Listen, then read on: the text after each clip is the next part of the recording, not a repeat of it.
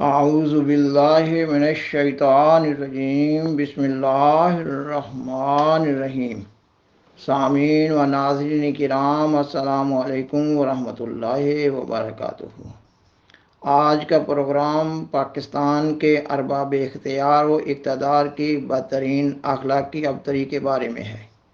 اس بدترین اخلاقی ابتری سے معلوم ہو رہا ہے کہ جماعت احمدیہ کا پاکستان میں کیسے بدگماش لوگوں سے واسطہ ہے، اور یہ کہ اللہ تعالیٰ ایسے بدگماش لوگوں کو ہدایت نہیں دیا کرتا۔ ان ارباب اختیار و اقتدار کی بدترین اخلاقی ابتری سے ان کی اس مذہبی و ذہنی حالت کا اندازہ ہو رہا ہے جس کے تحت یہ لوگ جماعت احمدیہ پر عرصہ حیات تنگ کیے ہوئے ہیں۔ سامعین و ناظرین کرام، پروگرام کو آگے بڑھانے سے قبل درخواست ہے کہ اگر آپ کو یہ پروگرام پسند آئے تو اسے لائک کریں، اپنے دوستوں اور فیملی ممبر سے شیئر کریں، اور حضرہ کرم اس چینل کو سبسکرائب کریں۔ جزاکم اللہ تعالی احسن الجزا۔ سامعین و ناظرین کرام، خاکسار پاکستان کے ارباب اختیار و اقتدار کی بدترین اخلاقی ابتری کی نشاندہی کرنے کے لیے پاکستان کی موجودہ سیاسی کشمکش پر تبصرہ پیش کر رہا ہے۔ پاکستان کے سابقہ وزیر اعظم عمران خان صاحب یہ دعویٰ کر رہے ہیں کہ ان کی حکومت کو ایک غیر ملکی سازش کے ذریعہ گرایا گیا۔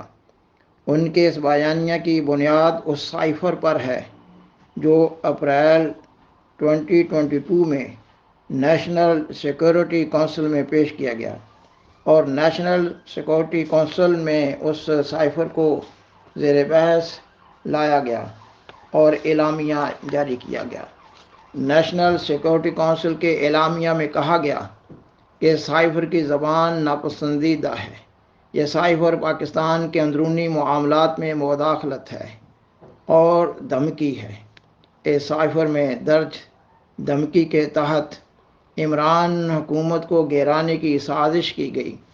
اس سازش کو عملی جامہ پہنانے کے لیے اس سازش کے اعلی کار زرداری اور شریف خاندان نے پاکستان کی تمام سیاسی جماعتوں سے رابطہ کیا اور ان کو اس سازش کے حصہ بننے کے لیے تیار کیا، اور پھر عمران حکومت کے بعد ممبران نیشنل اسمبلی اور صوبائی اسمبلی کو بھاری رقوم یعنی کروڑوں روپیہ کے عوض بھیڑ بکریوں کی طرح خریدا گیا، اور پھر عمران خان کے خلاف عدم اعتماد کی تحریک لائی گئی اور عمران حکومت کو گرا دیا گیا۔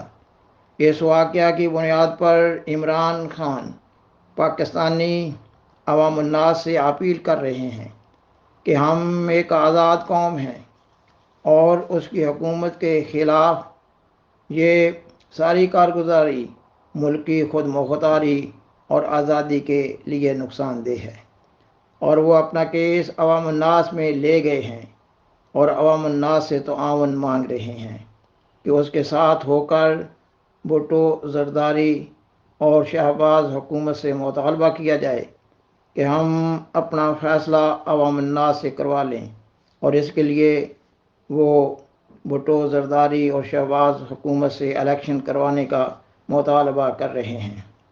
انہوں نے اپنے مطالبات منوانے کے لیے پاکستان بھر کے عوام الناس کو 25 مئی کو اسلام آباد آنے کے لیے لانگ مارچ کی کال دی ہے۔ سامعین و ناظرین کرام، عمران خان حکومت کو ایک سازش کے تحت گرا بھی دیا گیا ہے، مگر شہباز حکومت اور زرداری وغیرہ کے کارکنان مسلسل جھوٹ بول رہے ہیں۔ شاید وہ عوام الناس کو دھوکہ دینے کی کوشش کر رہے ہیں تاکہ ان کا اخلاقی سٹیٹس مجروح نہ ہونے پائے۔ شہباز حکومت اور زرداری کے کارکنان مسلسل یہ بیان دے رہے ہیں کہ ایسا کوئی سائفر ہے ہی نہیں، اور یا پھر بعض حکومتی ارکان اس سائفر کے بارے میں لفظی نزاع کی بحث چھیڑتے ہیں کہ سائفر میں سازش کا لفظ نہیں ہے۔ یہ عمران خان کا خود ساختہ بیانیہ ہے۔ سامعین و ناظرین کرام، یہ سائفر پاکستانی قوم کے منہ پر ایک تھپڑ ہے، مگر سوال پیدا ہوتا ہے کہ ایسا کیوں ہو رہا ہے؟ اس کا جواب یہ ہے کہ قائد اعظم محمد علی جناح کی وفات کے فوراً بعد مفاد پرست اور کرپٹ سیاستدان اپنے من پسند گروپوں کے ساتھ نسل بعد نسل حکومت پر قبضہ جمائے چلے آتے ہیں، اور ایک لمبے زمانہ سے بھٹو، زرداری اور شریف خاندان نے باریاں مقرر کر رکھی ہیں۔ ان پارٹیوں کے اندر بھی جمہوریت نہیں ہے، اپنی باری پر ایک خاندان بلکہ ایک شخص وطن عزیز پر حکومت کر رہا ہوتا ہے اور وہ سرخ و سفید کا مالک ہوتا ہے۔ اس مہذب دنیا میں جمہوریت کے نام پر پاکستانی قوم سے سال ہا سال سے مذاق کیا جا رہا ہے۔ ان دونوں خاندانوں کی حکومتوں میں اقربا پروری اور اختیارات کا غلط استعمال ہوتا ہے، طاقت کے زور سے اپنے سیاسی حریفوں کو کچلا جاتا ہے، رشوت ستانی ہوتی ہے، بھاری رقوم کے عوض نااہل لوگوں کو ملازمتیں دی جاتی ہیں، اور پھر بھاری رقوم کے عوض بھرتی ہونے والے نااہل افسران اور کارکنان اپنے اپنے علاقوں سے رشوت لے کر اپنی لگائی ہوئی رقوم کی واپسی کا بھی انتظام کرتے ہیں اور اپنے افسران کو بھی ماہانہ رقوم دے رہے ہوتے ہیں۔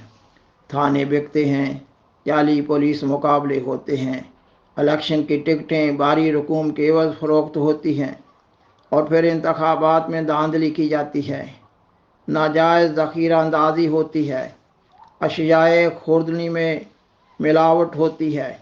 الغرض کس کس خرابی کا ذکر کیا جائے؟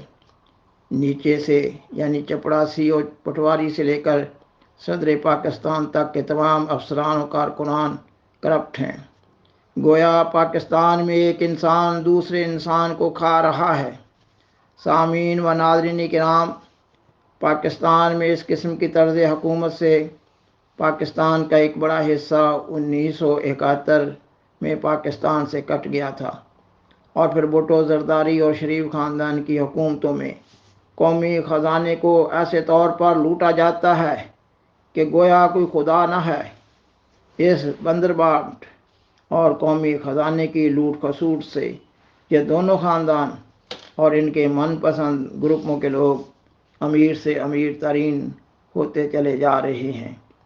ان لوگوں کی بیرون ملک ان گنت جائیدادیں ہیں، اور پاکستانی عوام اپنی بنیادی ضرورتوں سے بھی محروم ہیں، اور پھر یہ دونوں خاندانوں کی حکومتوں میں یہ لوگ اپنی لوٹ کسوٹ کو مزید رونق بخشنے کے لیے متعدد بار IMF سے کڑی شرائط پر قرضے بھی لیتے رہتے ہیں، اور پھر یہ دونوں خاندان یعنی بھٹو، زرداری اور شریف خاندان اپنے مذموم مقاصد کے لیے بعض جرائم پیشہ افراد کی سرپرستی کرتے رہتے ہیں، اور وہ جرائم پیشہ گروپ ڈاکہ زنی، اغوا برائے تاوان اور زمینوں کے ناجائز قبضوں کی وارداتیں کرتے رہتے ہیں۔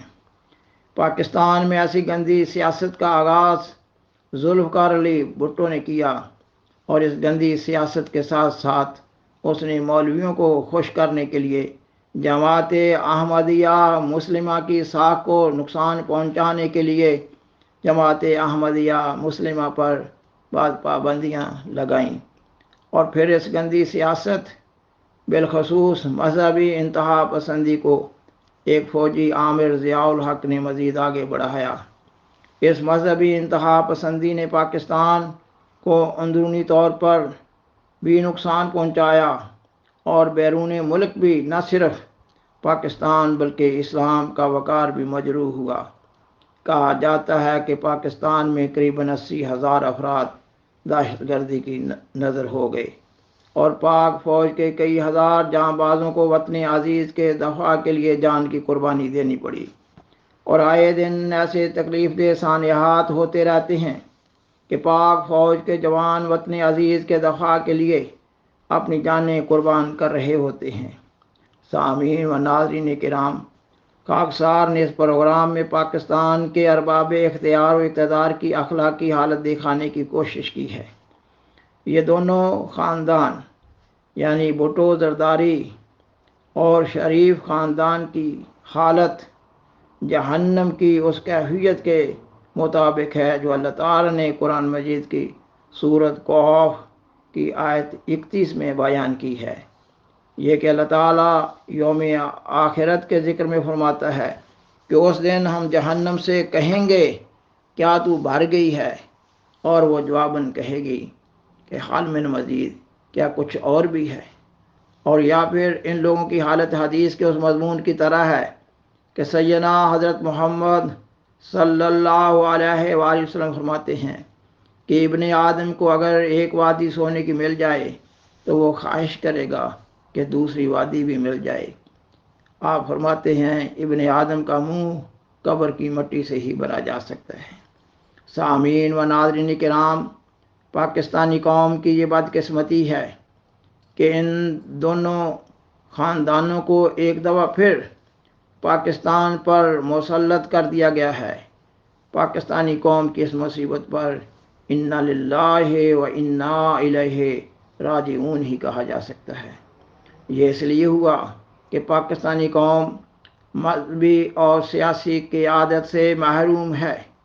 سامعین و ناظرین کرام، یہ سب کچھ اس لیے ہو رہا ہے کہ پاکستانی قوم مذہبی و سیاسی قیادت سے محروم ہے، اور علماء سوء مذہب کے نام پر کرپٹ اور مفاد پرست سیاستدانوں کو بلیک میل کرتے رہتے ہیں۔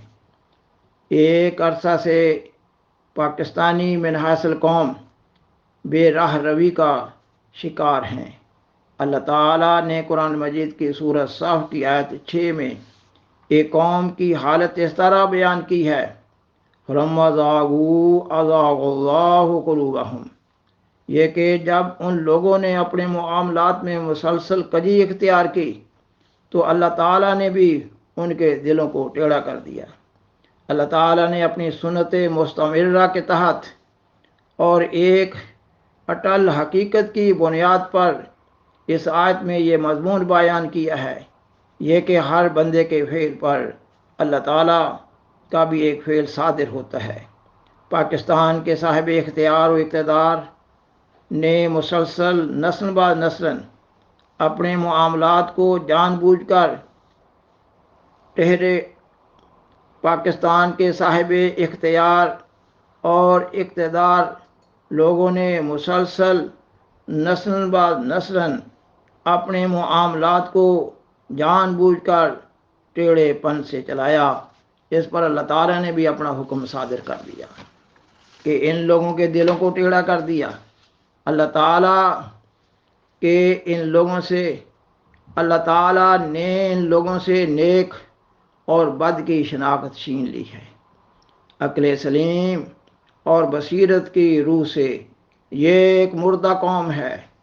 اگر ایسا نہ ہوتا تو یہ کس طرح ممکن تھا کہ پھر بھٹو زرداری اور شریف خاندان جیسے مفاد پرست کرپٹ خاندانوں کو پاکستان کی قسمت کا مالک بنا دیا جاتا، بالخصوص جیتی جاگتی عدلیہ اور ایک طاقتور فوج کی جیتی جاگتی آنکھوں کے سامنے، اور وہ بھی دن دہاڑی۔ پاکستانی قوم کے مزاج کا اس عمل سے اندازہ لگایا جا سکتا ہے کہ عدلیہ اور فوج کی آنکھوں کے سامنے بھیڑ بکریوں کی خرید و فروخت کی طرح یہ خرید و فروخت کی گئی، اور اب جب کہ عمران خان نے اس گندی سیاست کے خلاف آواز اٹھائی ہے اور 25 مئی کو اسلام آباد آنے کے لیے لانگ مارچ کی کال دی ہے، تو 2-3 دن سے زرداری بھٹو اور شہباز حکومت کس طرح ناجائز اور گندے اور دہشتناک طریق سے اس آواز کو دبانے کی کوشش کر رہی ہے۔ یہ وہ قوم ہے جس کو غیر مسلم بھی دیکھیں تو شرما جائیں۔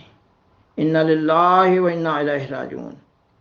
کیا اسلامی جمہوریہ پاکستان میں بسنے والی قوم یہ سیدنا حضرت محمد رسول اللہ خاتم الانبیاء صلی اللہ علیہ وسلم کو ماننے والی قوم کا یہی کردار ہونا چاہیے۔ وآخر دعوانا ان الحمد للہ رب العالمین۔ شکریہ۔